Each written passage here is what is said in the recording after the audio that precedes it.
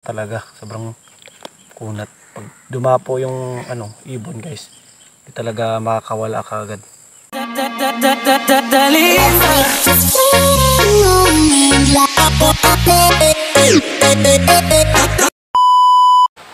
Hi guys, welcome back again guys sa ating YouTube channel. Bali ngayon guys ay hindi tayo maghahunt. Ipapakita ko lang po sa inyo kung paano po ba ako manguha ng pulot. Kasi may nag-comment po kasi dyan sa comment section ko sa mga videos natin. Meron nagtanong sa akin kung marami ba tayong mapagkuhaan ng pulot dito sa area natin guys. So ayan, bali ngayon nandito po ako sa lugar namin kung saan ako nangunguha ng pulot.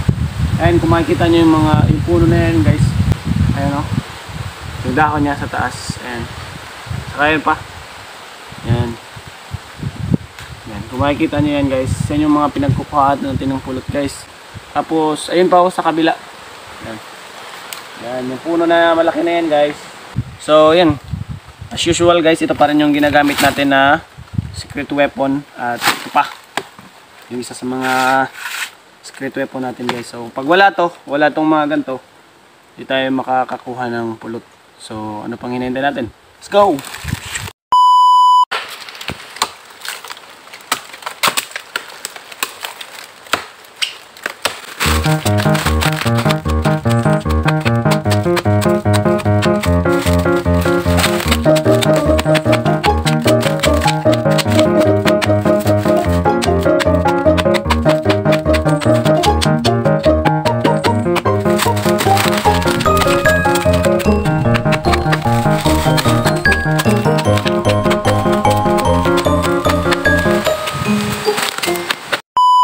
Hi guys, bali kukunin na natin guys yung mga chinap natin kanina na mga pulot. Ayan, kung makikita nyo.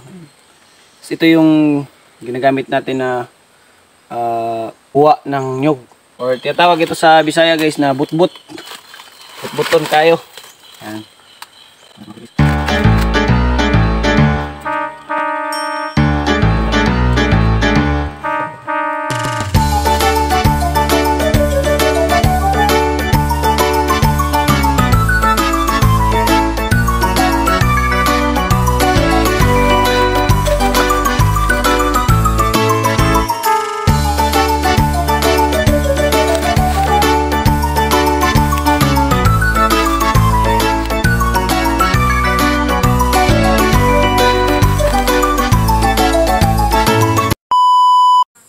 So ito na pala guys yung yung pulot natin na nalinisan na natin guys. Ayan.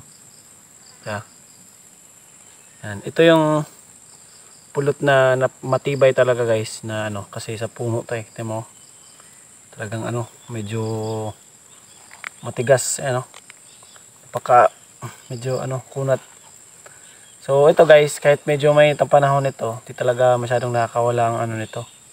Ang ibon. Ito naman guys, kaya ako siya iniba kasi hindi ganoon ka tanda yung pinagkukunan at pinagkuhanan natin nito guys. Pero sa puno lang din to, pero siya ganoon kakunat makikita niyo napakalambot lang niya hila-hilain guys Pero pwede rin to siya guys, pero mas maganda pa rin talaga to kasi ito sobrang talaga, sobrang kunat. Pag dumapo yung ibon guys, hindi talaga makakawala kaagad. So ayun. Lagay na natin dito guys, lagayan natin ito, yung ating lagayan. Tsaka pag nilagay nyo naman dito guys sa lata, yan, pag nilagay nyo dito, dapat walang tubig na kasi pag nilagyan nyo ng tubig, may posibilidad na babaho siya guys, bumabaho yung pulot pag may tubig. Dapat wala lang talagang tubig. Tsaka mo lang siyang lagyan ng tubig kapag kukunin mo na. Ha?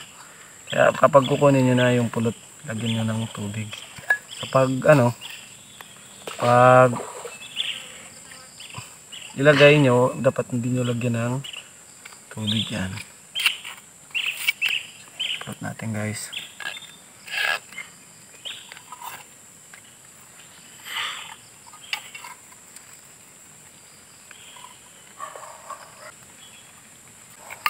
Yung ating mga pulot guys.